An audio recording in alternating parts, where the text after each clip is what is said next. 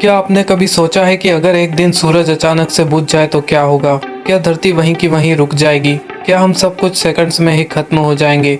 या फिर हमारे पास कुछ दिन, कुछ महीने या शायद कुछ साल बचेंगे जीने के लिए? नमस्कार दोस्तों, मैं हूं अंकित सोनी और आप देख रहे हैं डिस्कवर विद अंकित, जहां हर सवाल एक नई खोज की शुरुआत है। आज हम जानेंगे कि अगर सूरज हमारी पृथ्वी का ऊर्जा स्रोत अचानक से बुझ जाए तो इंसानियत का भविष्य क्या होगा। पहली बात ये समझना जरूरी है कि सूरज का अचानक बुझना साइंटिफिकली लगभग असंभव है। सूरज एक मेन सीक्वेंस स्टार है जो अभी अपने जीवन के मध्य में है और लगभग 5 अरब साल और चलेगा। लेकिन चलिए मान लेते हैं किसी चमत्कारी या विनाशकारी घटना के कारण सूरज अभी इसी पल बुझ जाए तो क्या होगा।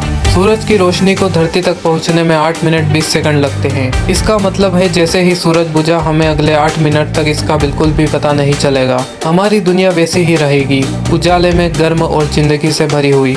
8 मिनट 20 सेकंड बाद धरती पर अचानक अंधेरा छा जाएगा। एक ऐसा अंधेरा जो सिर्फ रात की तरह ही नहीं होगा बल्कि टोटल डार्कनेस होगा। सिर्फ रोशनी ही नहीं, सूरज के बुझते ही उसकी ग्रेविटी भी खत्म हो जाएगी। पृथ्वी अब सूरज के गुरुत्वाकर्षण से मुक्त हो जाएगी और सीधा स्पेस में एक सीधी रेखा में बहती चली जाएगी। अगले कुछ घंटों में धरती का टेम्परेचर तेजी से गिरने लगेगा। 24 घंटे के अंदर तापमान 0 डिग्री सेल्सियस से नीचे चला जाएगा। एक हफ्ते में पृथ्वी की सतह पर -70 डिग्री तक गिरावट हो सकती है।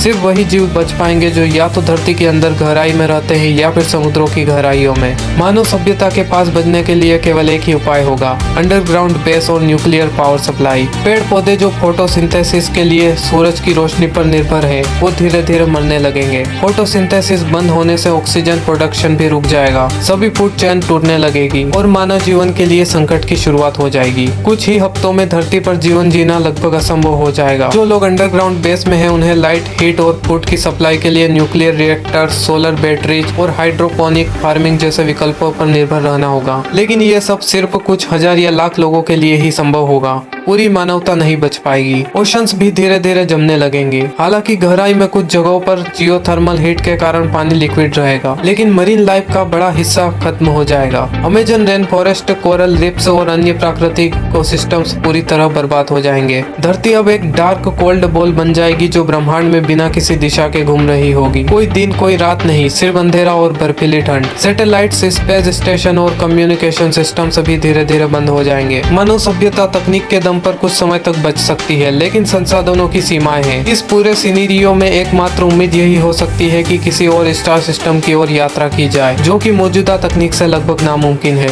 या फिर कोई चमत्कार हो जाए और सूरज फिर से जल उठे। लेकिन जब तक ऐसा नहीं होता, इंसान को अपने सर्वाइवल के लिए उस हर चीज से लड़ना पड़ेगा जो कभी उसने सोची भी नहीं थी।